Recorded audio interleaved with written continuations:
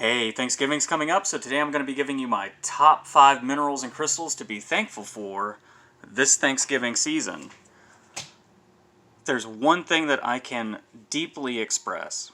One important fact, one important point that I just have to hammer in home today. It's that everything that we have, if it cannot be grown on a farm, it has to be mined.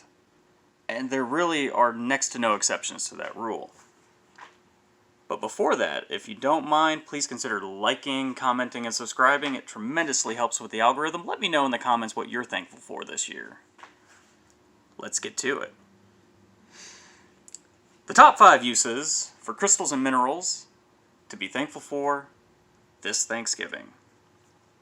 Coming in at number 5, we have gypsum. Gypsum is a fantastic mineral. It's relatively soft, but it has a lot of very important industrial uses. Do you have a home?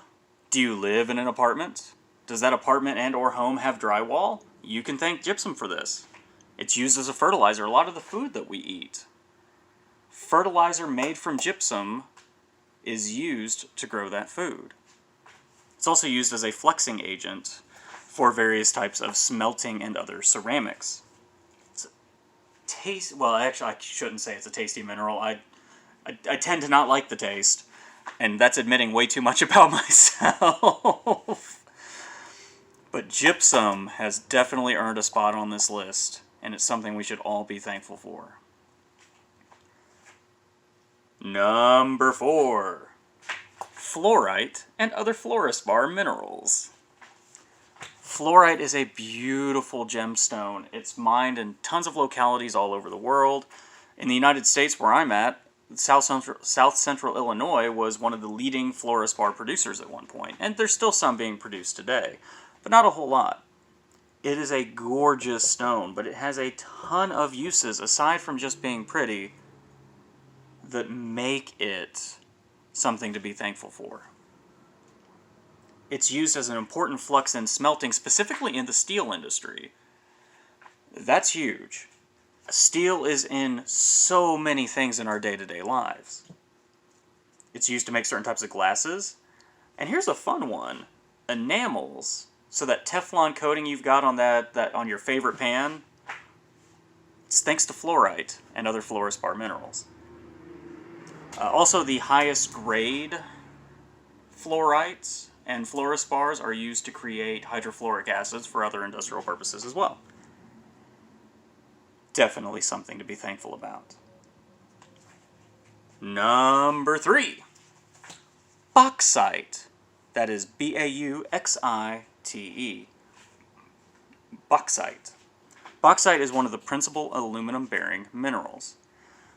And a lot of it goes into making a single pound of aluminum. But aluminum has tremendous applications in our day-to-day lives.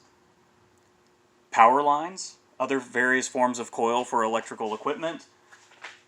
Aluminum's involved in that. And I know that I certainly like to be able to charge my phone on a day-to-day basis. Airplane parts. So a lot of our international travel and our e-commerce, our international commerce aluminum has a part to play in that. Not to mention, too, you have all kinds of other household electronics or household things like aluminum foil that are used for cooking and other various things. So this is something that's in our lives, a mineral that we can be thankful for. Again, if it can't be grown, it has to be mined. And that's pretty much just how it is. Number 2. Good old, tried and true quartz crystal. Quartz is the crystalline form of silica dioxide. And sometimes it is absolutely gorgeous, but even other times too, it's as simple as sand. High quartz silica sand. But quartz has a lot of industrial applications aside from just being pretty. So it's used to make abrasives. For industrial applications, that's always useful. It's used to make crucibles. Specifically because quartz is heat resistant, it can be used to make crucibles for laboratory work and other things that require a lot of heat resistance. The quartz sand itself, and a lot of other quartz specifically, is used in glass production. So the windows you've got, any other kind of glass products that are in your daily life, it's almost certainly thanks to silica dioxide quartz. It's also used, and has been used historically, in the production for watches and clocks. Specifically, quartz is able to produce what's called the piezoelectric effect.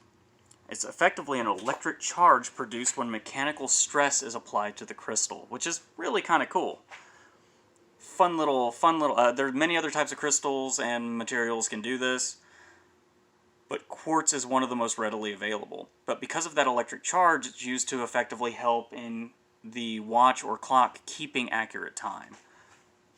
I'm not exactly sure how that works, but it sounds really useful, especially considering the fact that our day-to-day lives involve being able to keep track of how much time has passed, especially in our modern world. Definitely something to be thankful about. And now coming in at number 1, again, if you haven't yet, please consider commenting, liking, and subscribing. Let me know what you are thankful for this year. This is a doozy, and you know what? Some of you might be a little bit, you might feel like this is a cop-out, but this is what I think really is one of the most important minerals on our planet, and one of the most important things to be thankful for because it touches our lives so much, even when we're not paying attention. And that is hematite and other iron oxide minerals. The vast majority of iron comes from hematite. And that iron is used in steel production. Now again, fluorite was also used as a flux for that. And a flux is, if you don't know, a flux is added to smelting to basically help the slag and impurities kind of sort of become easier to separate out. That helps them be more more liquidy. That's a scientific term. But it helps separate out impurities. In this case, the fluorite would be used to remove the oxygen from the iron oxide, or to help in that production at the very least, which is kind of fun. But that steel, that alone, makes it something to be thankful for. Your car, if you've ever been in a high-rise building, there are steel beams running all up and down that. A lot of the rebar and stuff that goes into our road, that goes into various types of roads and other industrial buildings. Steel is all, and other iron minerals are all around us all the time. And it's something that can go unnoticed. Hematite itself is maybe not the most pretty thing on the planet, but some of the important things rarely are. It's very important. It's also used to make various types of pigments, radiation shielding, and ballasts. Anyway, this is my top list of important uses for minerals that we can all be thankful for today. Let me know in the comments, what are you thankful for? And what are you thankful for, and what other minerals should have been on this list? I'll catch you in the next one.